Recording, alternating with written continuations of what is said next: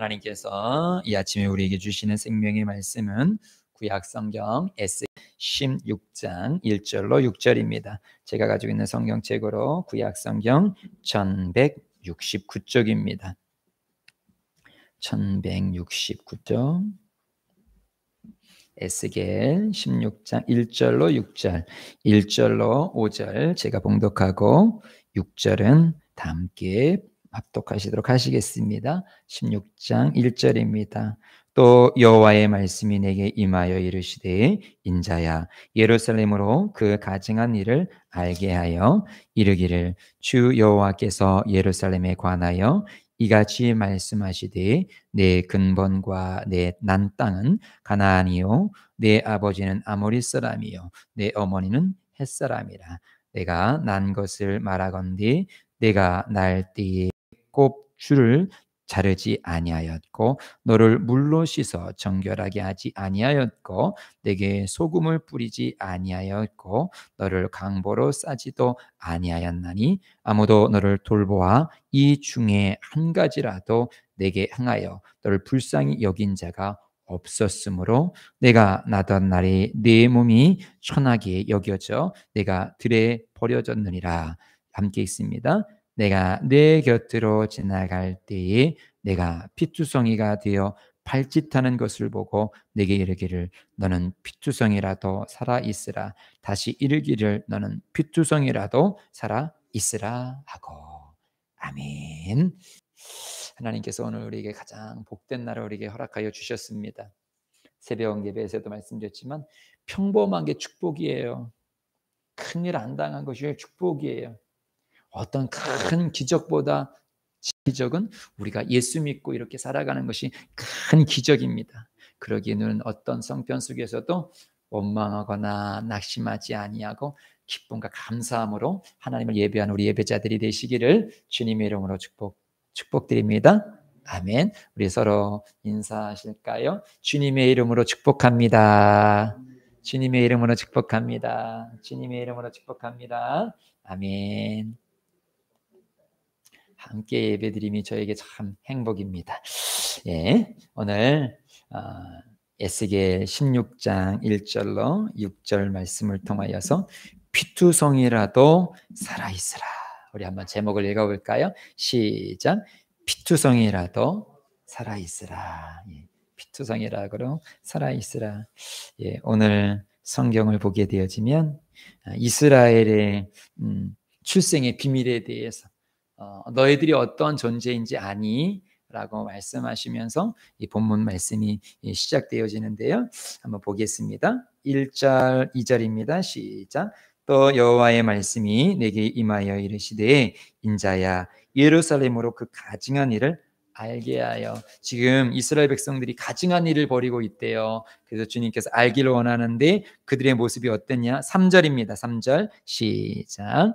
이르기를 주 여호와께서 예루살렘에 관하여 이같이 말씀하시되 내 근본과 난 땅은 가나안이요 내 아버지는 아모리 사람이요 내 어머니는 헷 사람이라. 예, 이게 지금 다 가나안 땅에 있는 족속들을 말해요. 근데 사실은 이스라엘 백성들은 자기들은 그런 가나안 족속이 아닌데 왜 지금 가나안 족속이라고 말할까요? 지금 사실은 가나안 족속은 그들이 가장 혐오하는 사람들이에요. 그러나 지금 이스라엘 백성들이 가나안 땅에 들어가 가지고 이제 막 혼혈이 돼 버렸어요. 그 사람들이랑 연애신도 다 받아들이고 그러면서 실질적으로 순결을 다 영적인 순결을 다 잊어버렸어요. 아무리 비록 아브라함의 혈통이라 할지라도 그들은 그런 정말 믿음의 사람이 아니라 그냥 세월 따라서 환경 따라서 그렇게 흘러가는 사람이 되어버려진 그들의 모습을 지금 말씀하고 있어요. 그러면서 4절 5절이요. 시작. 내가 난 것을 말하건대 내가 날 때에 내 배꼽줄을 자르지 아니하였고 너를 물로 씻어 정결하게 하지 아니하였고 내게 소금을 뿌리지 아니하였고 너를 강보에 싸지도 아니하였나니 아무도 너를 돌보아 이 중에 한 가지라도 내게 행하여 너를 불쌍히 여긴 자가 없었으므로 내가 나던 날에 내 몸이 천하게 여겨져 내가 들에 버려졌느니라. 사실 이 당시에 문화를 보게 되어지면 남존여비, 남자는 존귀 여기고 여자는 별로 귀하게 여기지 않았어요. 그래서 때로는 자기 가정 형편 가운데에 이 여자아이가 났었을 때 그냥 여자아이를 에이 하면서 그냥 집어 던지는 경우가 있었대요. 요즘에 나라에서 병원에서 출생을 했는데 출생 신고가 되지 아니하는 것을 전수조사해가지고 지금 뭐 700명 넘게 지금 아이들이 출생 신고가 되지 않은 것을 파악하면서 지금 하나씩 하나씩 찾아내면서 그 출산한 부모가 자녀들을 죽인 그런 사건들이 계속 뉴스에 나오고 있지요. 자기 형편 때문에 어떤 엄마는 그냥 그 아이가 장애인인 것을 알고, 엄마가 아니죠, 아빠하고 그 외할머니가 장애인인 것을 알고 그냥 갖다 바로 죽여버렸다, 바로 묻어버렸다는 거예요. 그러니까 산채로 그냥 아이를 묻어버린 거예요. 그냥 죽여버린 거예요. 정말. 근데 그게 지금 우리 지금 이 시대에만 있는 것이 아니라 지금 이 에스겔서의 지금 이 아이의 모습이 그래요. 아이를 딱 출산했는데 탯줄도 자르지 않았어. 그냥 자기 엄마 뱃속에 탁 하고 나서 그냥 이게 여자아이잖아, 에이 버려버려.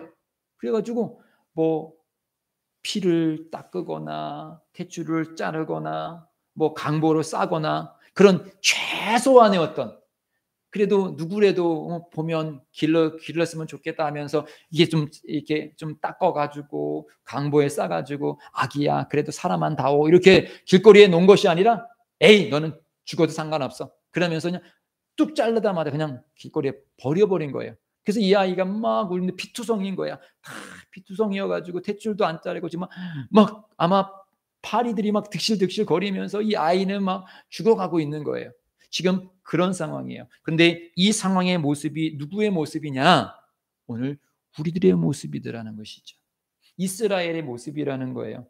우리가 아무리 막 멋쟁이요 잘났다고 말하지만 결국 우리는 죄인이고 죄악된 세상 속에서 죄로 말미암아 살다가 죄로 인하여서 죽을 존재였다라는 거예요. 우리가 아무리 이렇게 멋진 옷을 입고 화장을 예쁘게 한다 할지라도 우리는 지옥불에 떨어질 수밖에 없는 존재예요.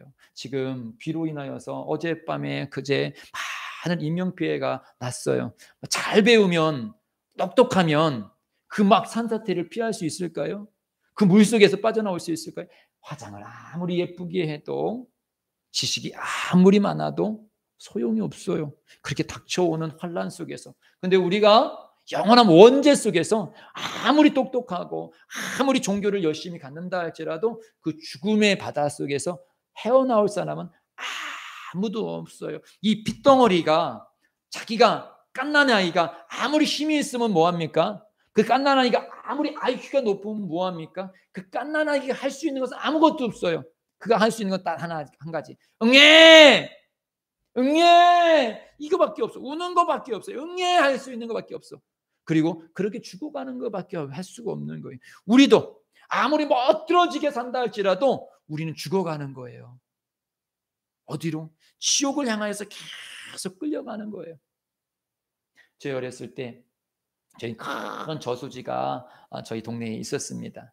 제 친구가 저희 주변에는 우리 동네에 그 저수지가 제일 큰 거니까 그러면 이렇게 여름이 되어지면 우리 몇 감는다 그러거든요. 근데 저는 이제 어렸을 때부터 형들이랑 이렇게 거기서 이제 물놀이를 해가지고 깊은 데도 막 이렇게 가거든요. 그런데 저 골짜기에 사는 친구가 왔다가 쭉 미끄러진 거야. 쭉 미끄러지는데요. 이게 이제 이렇게 저수지를 이렇게 보게 되어지면 물이 이렇게 쭉 내려오는 데가 있고 또 밑에 물 조절하는 데가 있어요. 물 조절하는 데인데 거기는 조그만 수로 이거 마치 목욕탕에도 밑바닥에 보면은 이렇게 물 빼는 데가 있잖아요. 근데 가끔 가다가 아이들이 그 물 빼는 데에 쏙 잠겨가지고 머리가 막 딸려 들어가고 죽고 막 그런 소식들 몇 년에 한 번씩 뉴스에 나오거든요.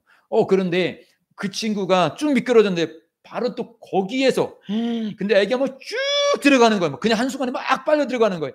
그래서 제가 확 달려가가지고 그 손을 꽉 잡아고 확 빼가지고 생명의 은인이라고 일컬음을 받았어요. 죽을 뻔했어요. 진짜 수면에 쫙 빠져 들어가는 거예요.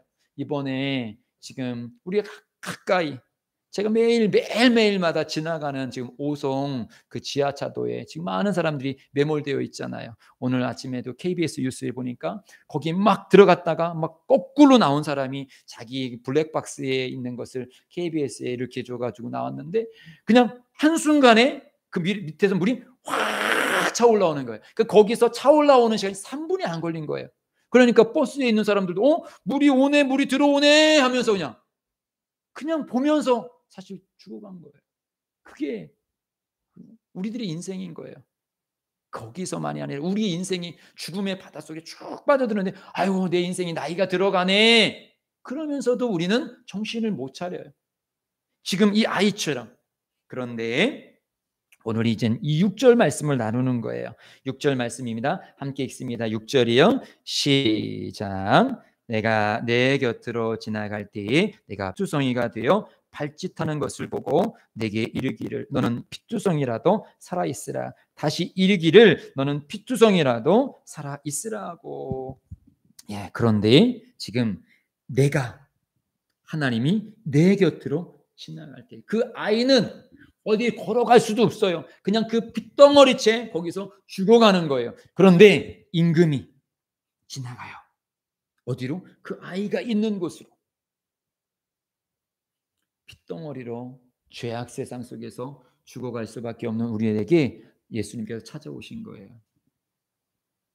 내가 믿은 것처럼 보이지만 주님께서 우리를 찾아오셨어요. 그것을 기억하십시오. 아멘. 우리 다 함께 요한복음 15장 16절을 함께 읽도록 하겠습니다. 시작. 너희가 나를 택한 것이 아니요 내가 너희를 택하여 세웠나니. 꼭 기억하십시오. 하나님께서 날 택하여 세우신 거예요. 하나님께서 한재목 목사를 택하여서 목사를 세우신 거예요. 하나님께서 우리 여기에 있는 우리들을 택하여서 거룩한 성도라고 일컬음을 받게 되어주신 거예요. 주님께서 우리를 찾아오신 거예요. 먼저 찾아오신 거예요. 피투성인 우리를 찾아오신 거예요. 우리를 만나주신 거예요. 그리고 건져주신 거예요. 예. 만약에 그 지금 지하차도에 지금도 계속적으로 지금 찾고 있잖아요. 오늘 아침 뉴스에 보니까 버스에서 찾으신 분들은 다 돌아가셨어요. 그리고 이제 앞에 이제 계속 나머지 자가용에 있는 분들은 이제 찾겠지요. 근데 누군가가 만약에 그 시간, 저도 막 그 생각을 막 하는 거예요.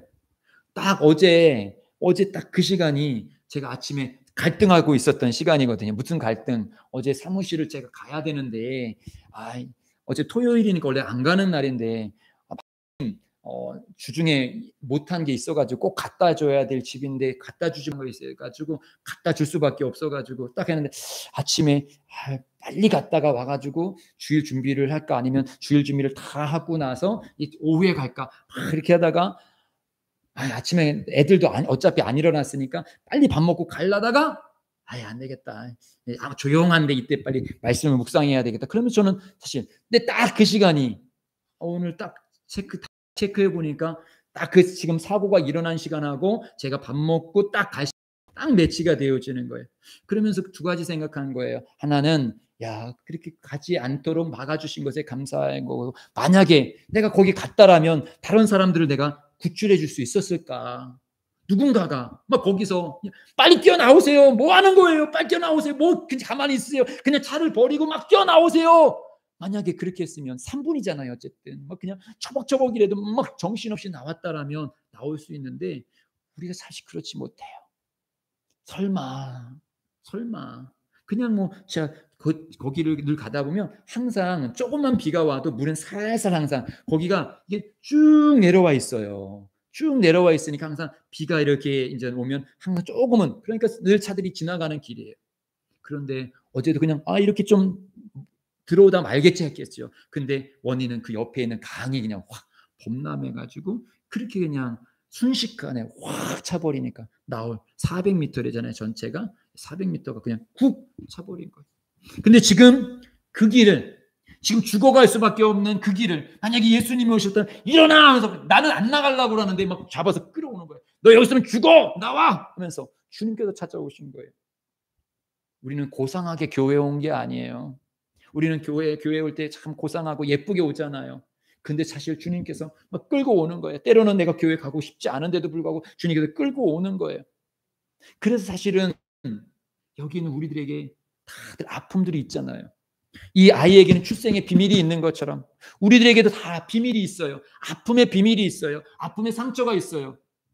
근데 사실은 그 상처가 없었으면 우리가 예수님께로 못 왔을 거예요. 그 상처를 가지고 막 주님께서 먼저 온 거예요. 너 안 올래? 너 이렇게 하면 죽는 거야. 이런 상처를 받으면서도, 이 아픔이 있음에도 불구하고 너 정신 못 차려? 일어나! 이리 와! 주님께서 찾아오셔서 우리를 지금 끌어당기신 거예요. 그래서 우리가 지금 여기에 있는 것입니다. 너희가 나를 택한 것이 아니라 너희들은 그 안에 머물러 있었지만 내가 너를 택해서 나와. 그 아이는 그 길바닥에 있었지만 이 임금이 찾아간 거예요. 고의적으로. 예, 성경에 보게 되어지면 예수님께서 많은 사람들을 찾아가는 것을 보게 되어집니다. 그때 주님께서 그들을 찾아가서 뭐라고 말합니까? 오늘 본문 보십시오. 본문 다시 한번 읽습니다. 6절이요. 시작.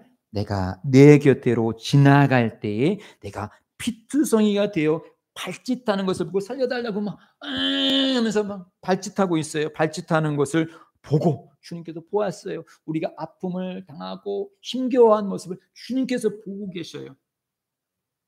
결국 우리 혼자가 아니에요. 주님께서 보고 계셔요. 근데 보고 계신 주님께서는 보고만 가만히 계신 것이 아니라 지금 뭐라고 말씀하시냐? 보고 계신 그 주님께서 내게 이르기를, 우리에게 지금 말씀하시는 거예요. 각자에게 말씀하셔요. 함께 있으면 시작. 너는 피투성이라도 살아있으라. 다시 이르기를 너는 피투성이라도 살아있으라 하고, 그러면서 말씀하세요.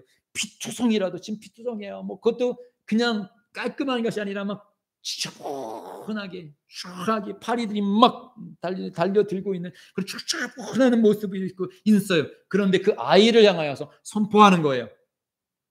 피투성이라도 너는 살아있으라. 피투성이라고 너는 살아있으라. 이것은 그냥 그 아이가 뭐 할 수 있는 게 뭐 있어요. 그런데 하나님의 말씀이 능력이에요. 그 말씀이 선포되어지는 거예요. 이것은 마치 지금 나사로가 죽었어요. 나사로가 죽어가지고 냄새가 나요. 근데 예수님께서 마르다와 마리아에게 저 돌문을 열어라 라고 말을 하고 있어요. 냄새가 나요. 예수님 열어. 순종해서 그들이 열어요. 그런데 그 시체를 향하여서 주님께서 뭐라고 해요? 나사로야 나와라. 피투성이야 살아라. 낙심해서 일어나라. 오늘 이 말씀이 죽어있는 내 심령에, 절망 속에 있는 내 심령에 들려지시기를 주님의 이름으로 축복드립니다. 그 아이는 스스로 살아갈 수 없어요. 그 나사로는 스스로 살아날 수 없어요. 그런데 주님께서 살아나라, 나오라 라고 말씀하시니까 그 말씀이 그를 살리는 거예요. 그 말씀이 그 피투성이를 살리는 것입니다. 이것이 성경에 여러 군데 나오고 있잖아요. 뭐라고 말하십니까? 회당장 딸이 죽었어요. 회당장은 예수님이 가시면 살 줄 알았는데 이미 예수님이 도착하기도 전에 그 아이가 죽었어요. 종들이 와서 말을 합니다. 선생님을 괴롭히지 마세요. 이미 딸이 죽었습니다. 이제 끝났다라는 것이죠.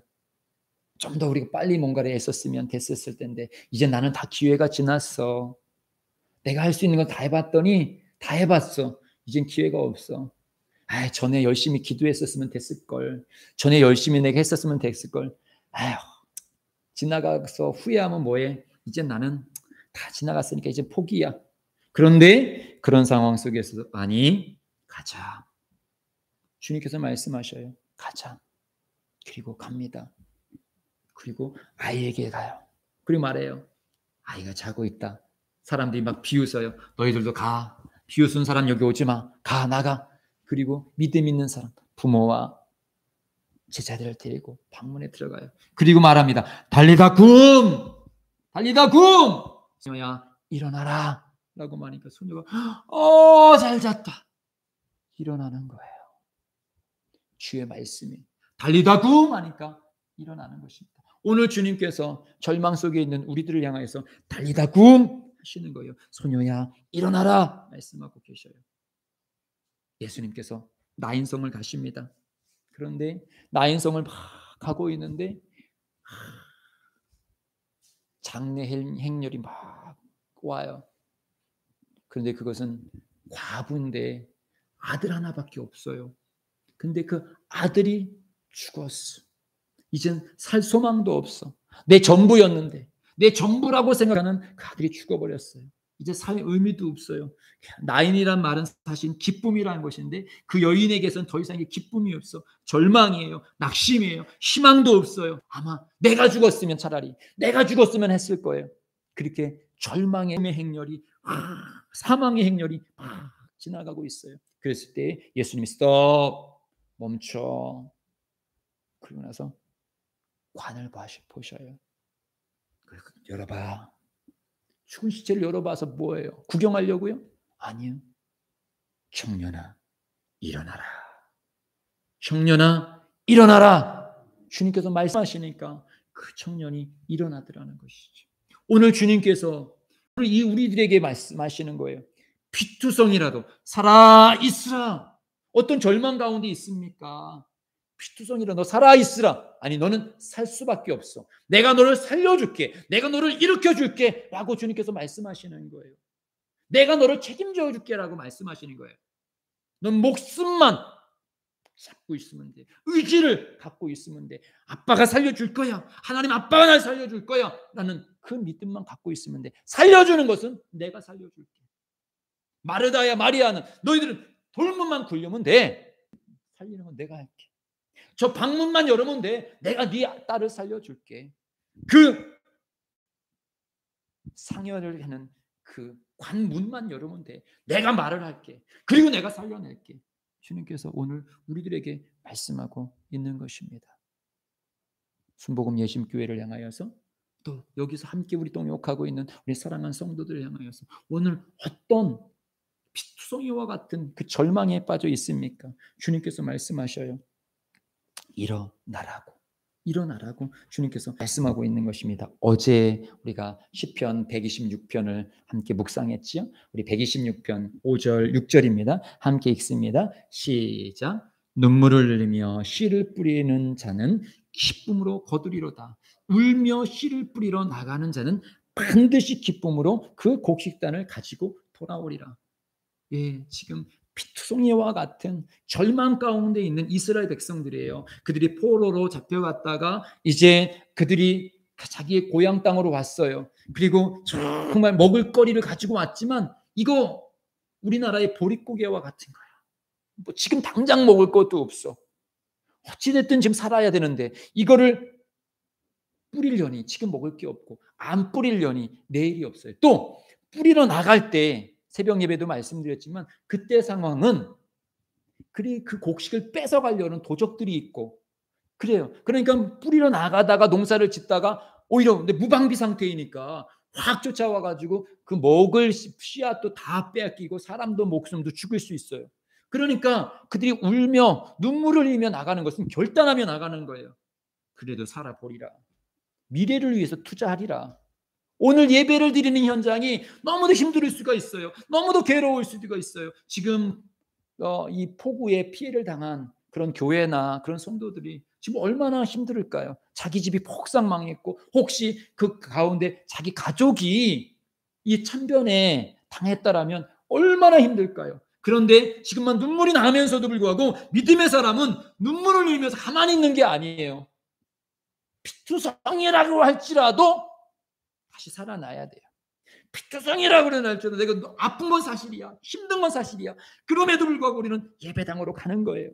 예배 초소로 가는 거예요. 기도의 자리로 가는 거예요. 때로는 너무도 눈물이 나면 다른 기도가 나오지 않아요. 그래도 주여라고 소리를 치면서 이 갓난아기가 응애라고 소리를 치는 것처럼 만약에 갓난아기가 소리도 안 쳤다면 어떻게 되겠습니까? 소리라도 치는 거예요.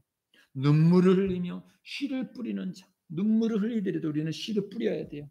괴롭더라도 예배를 드려야 돼요. 힘들더라도 예물을 드려야 돼요. 힘들더라도 충성을 해야 돼요. 힘들더라도 하나님께서 내게 감동 주신 것을 한 걸음 한 걸음 순종하는 거예요.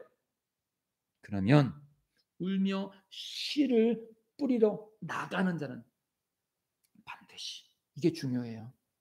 사실 우리는 내가 심었다고 해서 반드시 나는 게 아니에요. 때로는 여러 가지 해로 지금은 농약이나 이런 것이 잘 해가지고 대부분이 다 나지만 이 당시는 그런 거 아니거든요. 10개를 심었다고 10개 다 나는 것이 아니라 어떤 때 10개 심었는데 10개가 다 죽을 수도 있어요. 그런데 하나님은 보장해 주는 거예요. 네가 씨를 뿌리기만 하면, 순종하면 내가 반드시 거두게 해줄게. 그러니까 힘들어도, 눈물이 나도 힘들어도 너는 해야 돼. 피투성이라도 너는 이를 악물고 나는 살아 있어야 돼. 하나님께서 명령하셨어. 순복음 예심교회가 하나님께서 세우신 교회야. 그러면 힘들더라도 너는 그 교회 속에서 네 사명을 감당해야 돼. 내 가정은 하나님께서 세운 가정이야. 힘들더라도 포기하지 말고 막아야 돼 라고 말씀하신, 너의 생명 하나님께서 너에게 준 귀한 재산이야. 그러니까 함부로 내 목숨을 가지고 내 인생을 가지고 낭비하지 마. 귀하고 값진 인생이야. 귀하게 써 라고 주님께서 말씀하시고 있는 거예요. 피투성이라도 살아있어야 돼. 주님께서 말씀하고 계시잖아. 피투성이라도 너는 사명 감당해야 돼. 못해요, 안 돼요, 할 수 없어요, 끝이라고 말하지 마. 그 끝이라고 하는 이 아이보다 넌 낫지 않아. 그렇지 않아요? 아이보단 낫잖아요. 이 아이는 피투성이에요. 부모도 버렸어. 내가 정말 사랑하는, 이 세상에서 부모보다 더 사랑할 수 있는 사람이 누굴까요? 부모밖에 없잖아요. 부모가 최고의 마지막 보류잖아요. 근데 그 부모조차도 나를 버렸어요. 그것도 하찮게. 그냥 기본적인 것도 해주지 아니하고 나를 버렸단 말이죠. 야, 세상이 날 버렸어. 남편이 날 버렸어. 아내가 날 버렸어. 자식이 날 버렸어. 어떻게 나에게 그럴 수가 있어? 그 배신감. 이 시대가 우울증이 가장 심한 시대를 우리 대한민국이 살고 있어요. 이렇게 부유하지만, 이런 수많은 사람들이 있지만 부유한 사람들이 나를 외면하고, 사람들이 나를 알아주지 아니하고, 내 남편이, 내 아내가, 내 자식이. 여자분들이 50이 조금 넘으면 우울증이 많이 찾아온다고 하죠. 자식들은 커서 이제는 엄마를 의지하지 않고, 남편은 그래도 남편대로 자기가 지금까지 살아왔던 그런 어떤 사회적 그런 것이 있는데 정말 살림만 했던 그자. 근데 막상 내가 이제는 내 존재를 보니까 내가 무슨 존재야? 뭐야? 할 수 있는 게 뭐지? 막상 뭘 해보려고 그러니까 해지지도 않아. 50대에 어딘 취직했는데 막 20대 애들이랑 막 하니까 20대 애들은 막 빠릿빠릿하게 하는데 자기는 뭐 하려고 해도 안 돼. 그러니까 무시를 당해. 아유, 아줌마 그것도 못해요? 막 무시를 당해. 그러니까 나는 진짜 남편이 말하는 것처럼, 누가 말하는 것처럼 아무 쓸모없는 여잔가 보다, 아무 쓸데없는가 보다, 절망감이 오고 차라리 죽는 게 낫겠다. 우리나라 50대에 이런 어떤 아줌마들의 자살, 아줌마들의 우울증이 엄청나게 심해돼요. 할머니들도 마찬가지예요. 할머니가 되어지니까 예전처럼 그렇게 이제 할머니가 아니잖아요. 요즘에는 막. 그러니까 내 속에서의 약한 원수마귀가 막 우리들을 미혹하고 우리를 넘어뜨리려고 하고 있어요. 그런데 오늘 주님께서 명령하신 거예요. 피투성이라도, 눈물이 나더라도 너는 해야 돼. 눈물 흘리면서도 예배 드리는 거예요. 눈물 흘리면서 충성하는 거예요. 한재무 목사도 이 목회가 항상 뭐 즐거움만 있을까요? 그렇지가 않아요. 눈물이 날 때도 있는 거예요. 함께 예배드리는 우리 권사님들에게 늘 말씀드렸지만 순복음 여심교회에서 예배드리는 것이 와 즐겁다, 와 성령 충만다 이런 시간만 있나요? 눈물 나는 때도 있는 거예요. 힘겨울 때도 있는 거예요. 그러나 주님께서는 그 길을 가라고 말씀하고 있는 거예요. 울부짖 말씀하는 거예요. 너는 내게 부르짖으라 내가 내게 응답하겠고 내가 알지 못한 크고 은밀한 일을 내가 보이리라. 우리는 부르짖는 거예요. 주님, 내가 할 수 있는 것이 없어요. 주님, 긍휼을 베풀어 주시옵소서.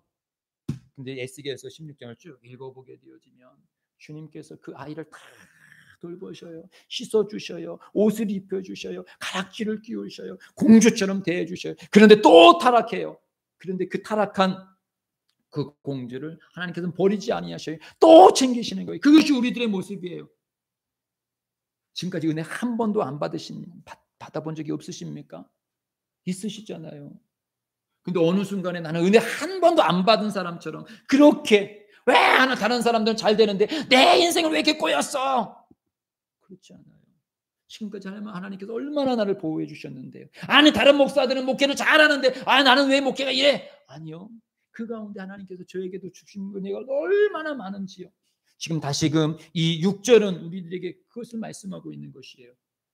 내가 어떤 상황 속에서 너를 불러주었는데, 그리고 지금 너의 위치가 어떤 위치인데, 내가 지금 네 부모는 너를 버렸지만 나는 너를 버리지 않았어. 세상은 너를 버렸을지 모르지만 하나님은 나를 버리지 않았어. 분명한 사실은 오늘 예배를 드리는 우리 예배자들을 하나님께서 결코 버리지 않으셨습니다.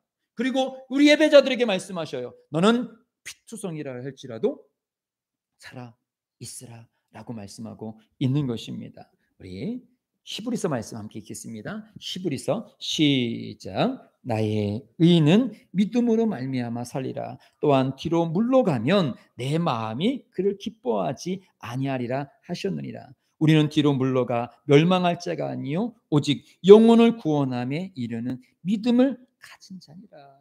의인이라는 게 어떤 것입니까? 기적을 일으키는 게 의인이 아니에요. 요셉이 기적을 일으켰을까요?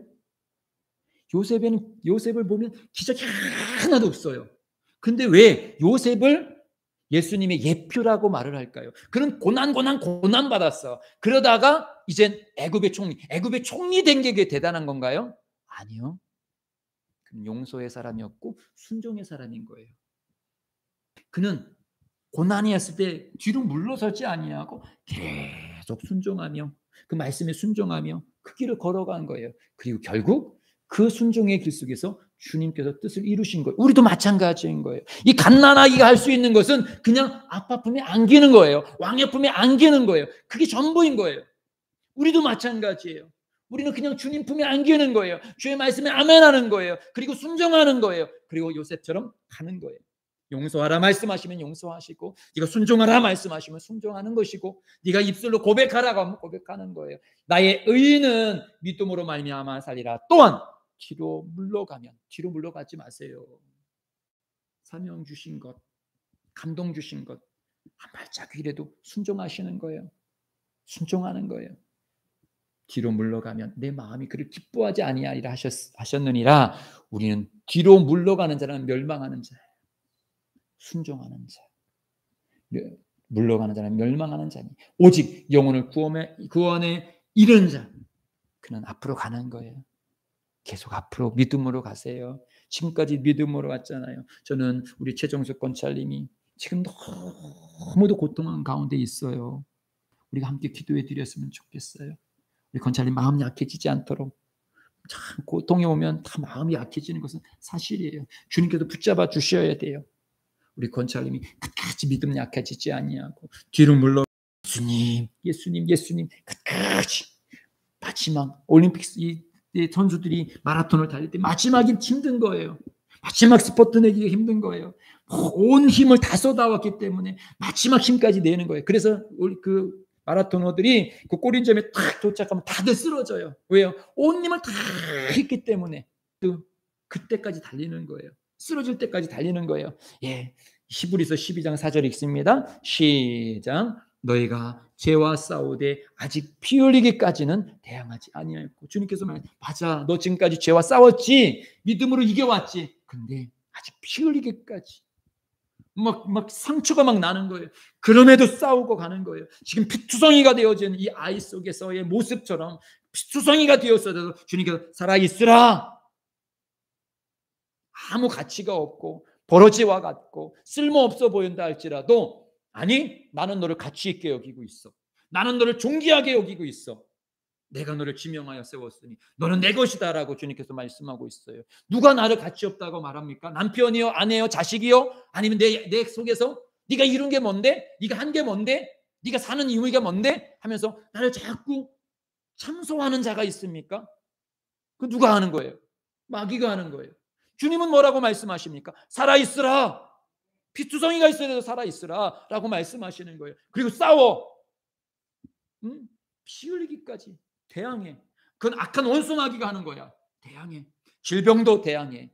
불신앙도 대항해. 낙심도 대항해. 우울함도 대항해. 그건 하나님 내게 주신 선물이 아니야. 나는 예수의 이름으로 명하노니 너 질병아 떠나갈지어다. 우울함아 떠나갈지어다. 낙심함아 떠나갈지어다. 가난함아 떠나갈지어다. 절망아 떠나갈지어다. 불행아 떠나갈지어다. 할렐루야. 주님의 이름으로 우리는 선포하는 거예요. 그것이 오늘 우리들에게 주님께서 이 에스겔서를 통하여서 말씀하고 있는 것입니다. 다시금 본문 6절 말씀 읽습니다. 시작. 내가 내 곁으로 지나갈 때에 내가 피투성이가 되어 발짓하는 것을 보고 내게 이르기를 너는 피투성이라도 살아있으라. 다시 이르기를 너는 피투성이라도 살아있으라. 사람들이 피투성이라고 깔보는 거 상관없어요. 지금 내 모습 이거 상관없어요. 아멘. 우리 이렇게 여기서 눈물을 흘리면서 그럼에도 불구하고 내가 그럼에도 불구하고 씨를 뿌린 것 주님께서 아까 히브리서에서 말씀하시잖아요. 반드시 시편에서 말씀하시잖아요. 반드시 열매 맺게 할 거야. 그리고 천국에서 주님께서 그 눈물 닦아주실 거예요. 우리는 그날을 바라보는 거예요.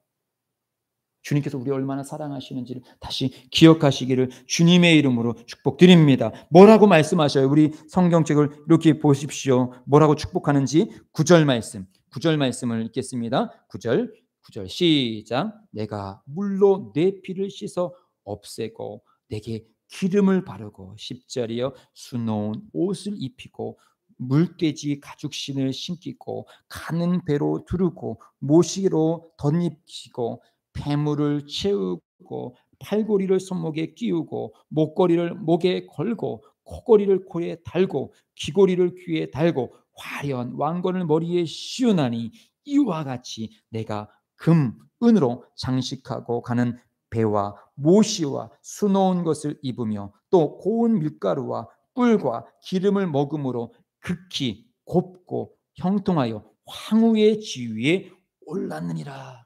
주님께서 우리를 향해서 뭐라고 말씀하세요? 황후. 근데 성경에서 우리에게 뭐라고 말씀하세요? 너는 내 신부야.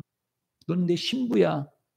아멘. 주님이 내 신랑이래요. 우리는 주님의 피투성인데, 이렇게 초라한데, 이렇게 별 볼 일 없는데, 별 볼 일 우리를 향하여서 주님께서는 넌 내 신부야. 내 신부야. 예전에 아주 오래된 드라마에 파리의 여인이라는 게 있었어요. 근데 그 남자 주인공이 여자 주인공을 해서 그게 막 그래. 내가 너의 내 남편이잖아. 네가 내 안에 있잖아. 왜 날 당당하게 나의 남자라고 말하지 않아? 말하는 거예요. 주님께서 말씀하시는 거예요. 너 당당해. 내가 너의 신부야. 난 하나님의 신부야. 난 하나님께서 세우신 거야. 아멘. 당당하셔야 돼요. 물질 때문에 못 당당하신 거예요. 얼굴 때문에 못 당당하신 거예요. 형편 때문에 못 당당하신 거예요. 우리 뭐 때문에 우리가 기죽이며 살아가야 되죠? 우리가 매 주일마다 회개하는 건 중요해요. 하나님 회개. 그런데 어떤 분이 그런 말씀을 하시더라고요. 한국 교회는 매주마다 실패자들만 모인다고. 딱 주일날 와갖고 하나님 수많은 죄가 있었지만 예수의 이름으로 이겼습니다. 이번 주 예수의 이름으로 이겼습니다. 하나님 감사합니다. 이런 고백도 있어야 되는데 벌레만도 못한 내가 또 실패했습니다. 또 졌습니다. 왜 증거만 있냐고. 이긴 것도 있잖아요. 아멘. 이긴 거 있어요. 우리 이제 이기면 가야 되는 거예요. 피투성이라 할지라도 주의 말씀으로 나 이겼어. 한 주간 이겼어. 정말 낙심된 거 많았지만 또 이겼으니까 주일 예배 왔잖아요. 그러니까 하나님 감사합니다. 이렇게 이기고 오게 해서 감사합니다. 나 신부예요. 신부. 내가 이렇게 초라하게 보여도 피투성이어도 나 하나님이 세운 목사예요. 하나님이 세운 장로님이에요. 아멘. 얼마나 귀합니까? 이 순복음 예수님께를 누가 세우고 있는데 하나님이 세우고 있지만 여기 계신 분들도 통해서 세워가고 있잖아요. 얼마나 귀한 것입니까? 지금 귀한 일을 하고 있는 귀한 용사들이에요. 저는 그래서 우리 새벽 예배 드리는 분들이 항상 새벽 용사들 그렇게 이야기하잖아요. 귀한 일을 감당하고 있어요. 하나님께서 우리를 귀하다고 여기는데 왜 우리는 사람들이 들은 소리에 이 핏덩어리가 뭘 알고 쓸모없는 부모한테도 버림받은 애가 뭐래? 이거 남편의 사랑도 못 받는 사람이 뭐해? 자기 가정도 제대로 이끌어가지 못한 사람이 뭐해? 그러나 주님이 그래도 내 신부거든. 그래도 내 딸이거든. 그래도 내 종이거든. 우리는 그 소리를 듣고 가는 거예요. 오늘 다시금 주님께서 우리들에게 말씀해 주시죠. 너는 피투성이라 해도 살아있으라. 그리고 씨를 뿌리러 나가는 거야. 기도하러 나가는 거야. 말씀으로 순종하며 살아가는 거야. 반드시 때가 되어지면 우리의 기도를 주님의 뜻 가운데 주님의 때에 주님께서 아름답게 이루어 주실 것입니다. 저는 오늘도 우리 순복음 예심교회가 하나님께서 어떻게 인도해 주실지 몰라요. 그렇지만 우리 증인들이잖아요. 저렇게 막 야, 이게 한 주간에 갈 거야 말 거야. 저는 한 달마다 만나 그렇게 살아가요. 뭐 돈을 쌓아놓은 것도 없고요. 그 한 달 보면 하나님께서 또 한 달을 채워주시고 또 한 달을 채워주시고, 야, 언제까지 채워주실지 하나님만 아셔요. 하나님만 아셔.